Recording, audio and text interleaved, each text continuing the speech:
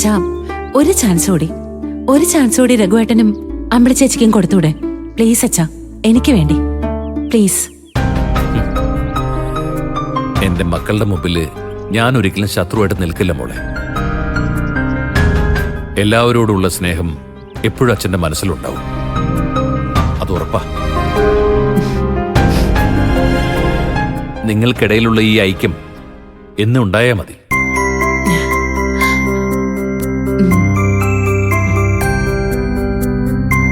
വാ മോളെ, എഴുന്നേക്ക്.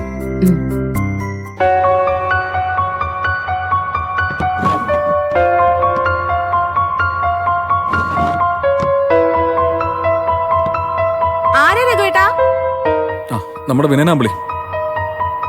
എടി, ചായ എടുക്കുമ്പോഴേ ഒരു ഗ്ലാസ് വിനയനും കൂടി എടുത്തോ. രഘുവേട്ടനും അമ്പിളി ചേച്ചി ഇവിടെ കാണുമെന്ന് ഞാൻ വിചാരിച്ചില്ല. ദാസങ്ങള് വന്ന് കാണുമെന്ന് കരുതിയാ ഞാൻ വന്നത്. ഇല്ല, ചീരുന്റെ ഫ്ലൈറ്റ് ഇന്ന് രാത്രിയാ. അവളെ കയറ്റി വിട്ടിട്ട് അങ്കിളിന് മടങ്ങും. വിനയ, ചീരു നിന്നെ വിളിച്ചില്ലേ? ഏയ്, എന്നെ അവള് വിളിക്കില്ല. ഞാനും പിന്നീട് വിളിച്ചിട്ടില്ല. അമ്മയെ വിളിച്ചെന്ന് തോന്നുന്നു.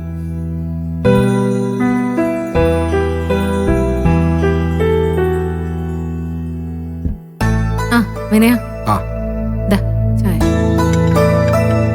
തരോട്ടോ. ചീരുവിനോട് മനസ്സിലെ വൈരാഗ്യമൊന്നും വെക്കേണ്ട വിനയ. അവള് എല്ലാവരുടെയും നല്ലതിന് വേണ്ടിയല്ലേ പോയത്. ആ, നന്നായി വരട്ടെ അമ്പിളി ചേച്ചി. എനിക്കെന്തായാലും അതുകൊണ്ടൊരു നേട്ടം ഉണ്ടാവാൻ പോകുന്നില്ല. ഞാനത് ആഗ്രഹിക്കുന്നുമില്ല. സ്വന്തം നിലനിൽപ്പ് സ്വന്തമായി അധ്വാനിച്ചുണ്ടാക്കാൻ വിനയനറിയാം. അതിന്റെ ഓട്ടത്തിലാണ് ഞാനിപ്പോ. അതെന്തായാലും നന്നായി. ചീരുവിനോടുള്ള വാശിയില് അതെങ്കിലും നടക്കട്ടെ. അല്ല, മക്കളൊക്കെ സുഖമായിട്ടിരിക്കുന്നല്ലോ അല്ലേ? കുഴപ്പമില്ല. അമ്മയും അങ്കിളും എന്തായാലും അവരെ നന്നായിട്ട് നോക്കുന്നുണ്ട്. ആ, അതോട് രഘുവേട്ടാ, ഞാൻ വന്നത് അവളുടെ കാര്യങ്ങൾ ചോദിക്കാൻ അറിയാനൊന്നുമല്ല. എനിക്ക് CCTVയുടെ കുറച്ച് ഓർഡറുകൾ കിട്ടുമെന്ന് അറിയാനാ. ദാസങ്ങളുടെ കെയർ ഓഫിൽ കുറച്ച് വർക്കുകൾ പിടിക്കണം. രഘുവേട്ടനൊന്ന് സഹായിക്കണം. നിങ്ങളുടെ കമ്പനിയിൽ CCTV കാണുമല്ലേ? അവിടെ ഉണ്ടായിരുന്നു വിനയ, പക്ഷേ വർക്കിംഗ് കണ്ടീഷൻ ആണെന്ന് അറിയില്ല. നമുക്ക് നോക്കാം വിനയ. ആ, ഈ സ്റ്റിച്ചിങ് യൂണിറ്റിലും ഗോഡൌണിലും ക്യാമറകൾ വെക്കണമെന്ന് ഞാൻ അന്ന് വിചാരിച്ചതാ. നമുക്കതുകൂടി ചെയ്യാം. ദാസങ്ങളൊന്ന് വന്നോട്ടെ വിനയ. ഓ, ആയിക്കോട്ടെ.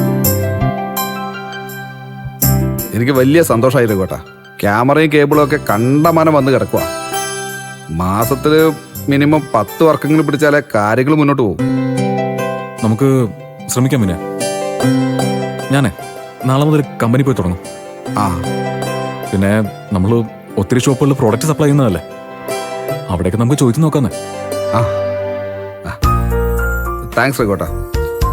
ഇത്രയും നല്ല സഹകരണം രഘുവേട്ടന്റെ ഭാഗത്തുനിന്നുണ്ടാവുമെന്ന് ഞാൻ പ്രതീക്ഷിച്ചില്ല. നമ്മളെല്ലാരും ഒരു കുടുംബമായിട്ട് കഴിയേണ്ടതല്ലേ വിനയ? ചില പരിഭവങ്ങളും പരാതികളും ഒക്കെ മാറ്റിവെച്ചാല് നമുക്കിടയില് വേറെ എന്ത് പ്രശ്നമുള്ളത്?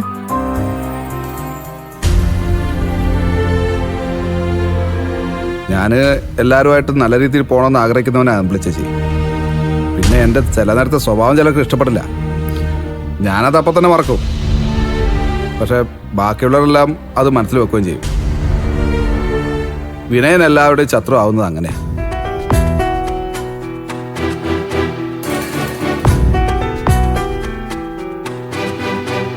ചീരു തിരിച്ചു വന്നപ്പോൾ വലിയൊരു പ്രതീക്ഷയായിരുന്നു. പുതിയൊരു ജന്മം കിട്ടിയ പോലെയായിരുന്നു. ഞാൻ ഒരുപാട് സന്തോഷിച്ചു. പക്ഷെ എല്ലാം ഒറ്റ നിമിഷം കൊണ്ട് കെടുത്തി കളഞ്ഞിട്ട് അവള് പോയില്ലേ.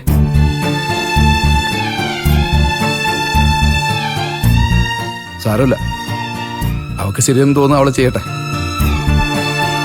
എനിക്ക് ശരിയെന്ന് തോന്നുന്നു ഞാനും ചെയ്യാം.